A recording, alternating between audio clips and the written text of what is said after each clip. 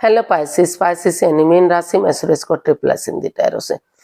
तो आज हम पाइसिस यानी मीन राशि की जो नो कांटेक्ट में है, जिनका सेपरेशन या ब्रेकअप चला हुआ है, अपने पार्टनर से बातें नहीं हो पा रही हैं, ये रीडिंग उनकी होगी। तो सनसाइन मूनसाइन जनरल रीडिंग है, जनरल की तरह देखिएगा। आप पर मैच हो भी सकती है, नहीं भी हो सकती। जिस पर जितनी मैच होती प्लीज आप एक्सेप्ट कर सकते हैं। सनसाइन मूनसाइन या नाम राशि जिसके साथ आपको ज्यादा अटैचमेंट फील होती है, ज्यादा लगता है कि मैच करती है, उसी के साथ आप इसे देख सकते हैं। अगर आप पर्सनल रीडिंग चाहते हैं तो नीचे डिस्क्रिप्शन बॉक्स में डिटेल्स दी गई हैं, वहां जाकर चेक कीजिएगा। कोई भी कंफ्यूजन डाउट होने पर व्हाट्सएप मैसेज के जरिए आप इसे क्लियर कर सकते हैं। ये रीडिंग जो है 4 से लेकर 10 अप्रैल 2025 तक के लिए वीकली यानी साप्ताहिक रीडिंग वैलिड रहेगी। तो आइए देख लेते हैं। तो इसमें सबसे पहले हम देखेंगे पाइसेस जो आपके पर्सन है वो आपके लिए क्या महसूस करते हैं, फीलिंग्स क्या है उनकी आपके प्रति, और वो आपसे क्या चाहते हैं, उनकी इंटेंशंस क्या है, और आपके लिए वो 4 से लेकर 10 अप्रैल तक के लिए क्या एक्शन लेंगे।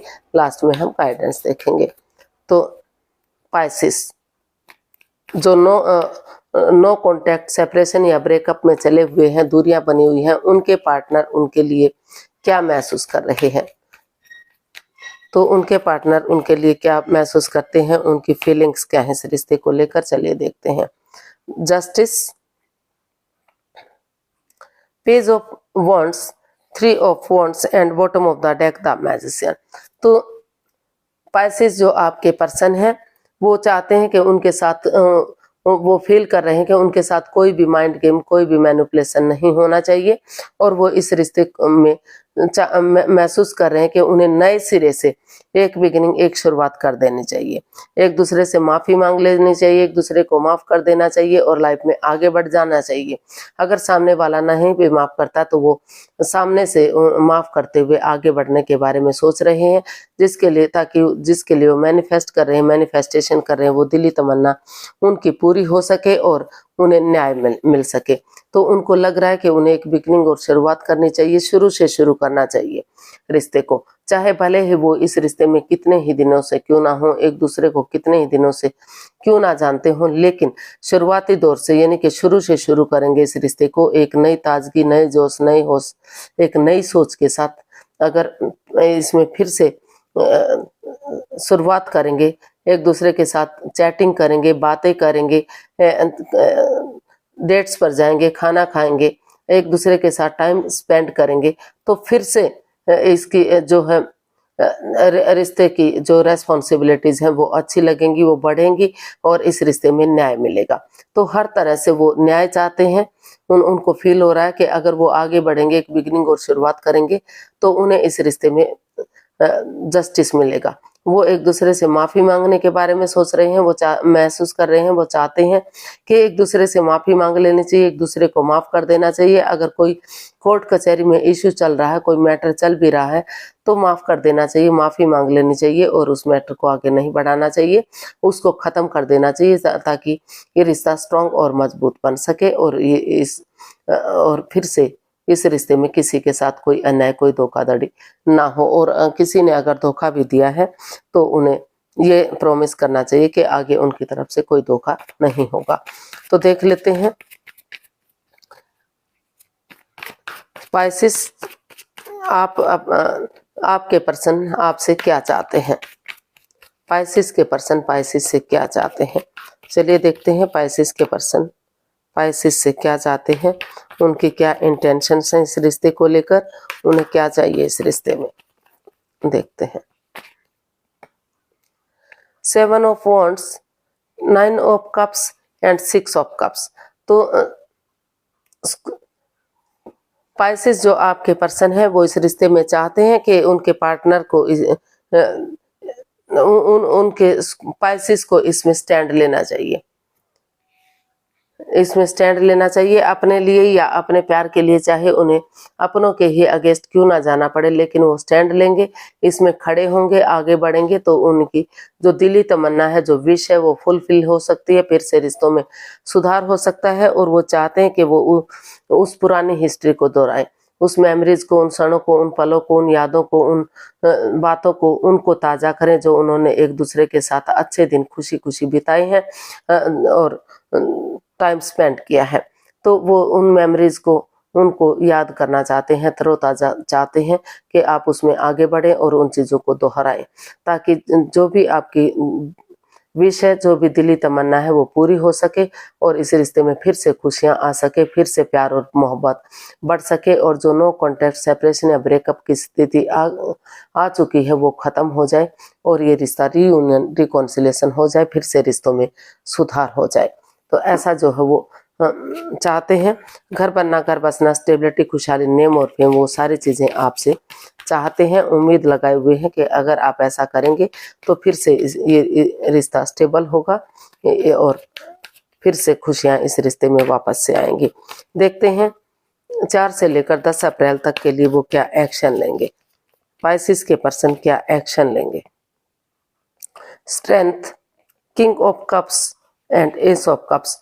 तो उसको पाइसिस जो आपके पर्सन है, क्योंकि वो आपसे बहुत प्यार करते हैं, मोहब्बत करते हैं, वो इस रिश्ते की खुशियां चाहते हैं, आपके साथ उनके इमोशंस जुड़े हुए हैं।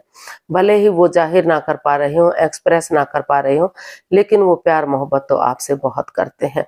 तो वो चाहते हैं कि करेज, हिम्मत और साहस के साथ बिना गिव अप करे, बिना हार माने अगर वो इस रिश्ते में आगे बढ़ेंगे तो फिर से एक बिगिनिंग, एक शुरुआत करेंगे तो वही बिगिनिंग, वही शुरुआत उन्हें इसमें सफलता दिलाएगी, कामयाबी दिलाएगी और इस रिश्ते में ग्रोथ, सक्सेस, प्रॉस्पेरिटी, नेम और फेम सारी चीजें वापस आएंगी।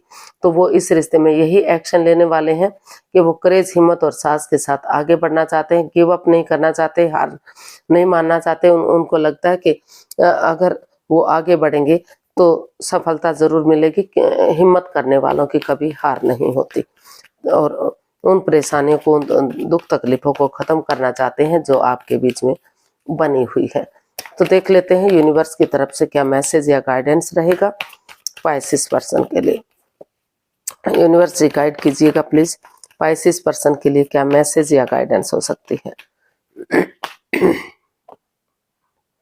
2 of Wands, the Magician and 4 of Wands and bottom of the deck the Moon।